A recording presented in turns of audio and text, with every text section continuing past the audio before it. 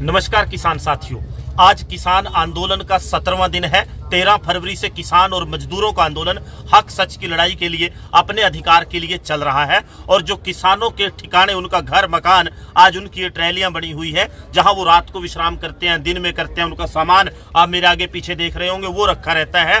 उसी ट्राली में हम बैठे हैं और आज बात करेंगे कि जब ये किसान मजदूर का संघर्ष, हक सच की लड़ाई, ये आंदोलन चल रहा था, तो बीच में किसान नेताओं ने एक कॉल दी कि हमने जो WTO है, विश्व व्यापार संगठन है, उसका विरोध करना है। उसका विरोध क्यों करना है, इस वीडियो में हमारा आपके साथ ये जानकारी साझा करने का प्रयास रहेगा। साथियों, आप जानते हैं कि भारत में आजादी से पहले का अगर हम इतिहास देखें तो 1600 ईस्वी में ईस्ट इंडिया कंपनी व्यापार के लिए आई थी। और जब ईस्ट इंडिया कंपनी इस देश में व्यापार के लिए आई, मैं 1700 की बात करूंगा, उस समय पूरी दुनिया के व्यापार में भारत की 25% से लेकर 35% की हिस्सेदारी थी। लेकिन वक्त के साथ उस कंपनी ने, व्यापारिक कंपनी ने, ऐसे पूरे देश के माहौल को बदला, ऐसे पूरे भारत के उद्योगों को, कारोबारों को ठप किया कि भारत की पूरी दुनिया के व्यापार में साझेदारी जब ईस्ट इंडिया कंपनी गई, केवल 4% रह गई थी। 24-25 से 35 से लेकर 4% हिस्सेदारी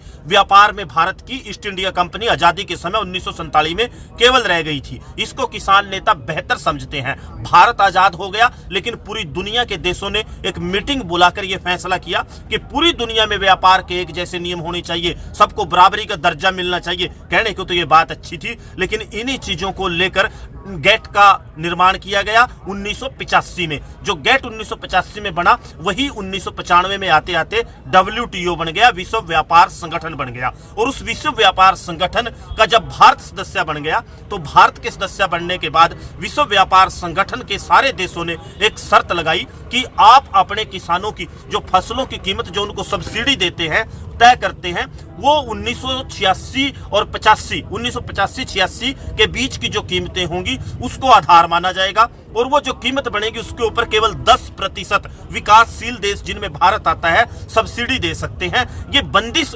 WTO, विश्व व्यापार संगठन में जाने के कारण भारत के ऊपर है कि वो अपने किसानों को 10% जो कीमतें थी फसलों की 1985-86 में, उससे ज्यादा सब्सिडी नहीं दे सकता। और इसीलिए किसानों की मांग MSP की है कि MSP खरीद का गारंटी कानून मिले और बने, और जो कीमत तय हो वो C2+50 के फार्मूले पर हो। तो इसमें किसान नेताओं ने महसूस किया, जो बुद्धिजीवी वर्ग यहाँ जुड़ा है आंदोलन से, उसने ये महसूस किया कि अगर हम WTO के सदस्य हैं तो उसकी शर्त के कारण MSP नहीं मिल सकती। इसलिए जनता के, देश की आवाम के जहन में ये जाना चाहिए, उनको पता लगना चाहिए कि WTO की जो भारत की उसमें सदस्यता है, वो इसमें एक बड़ी अड़चन है। लेकिन WTO की जो शर्तें हैं, उसमें ये तो शर्त है कि आप 10% से ज्यादा 1985-86 में जो कीमतें थी, उससे ज्यादा अनुदान एग्रीकल्चर के लिए नहीं दे सकते।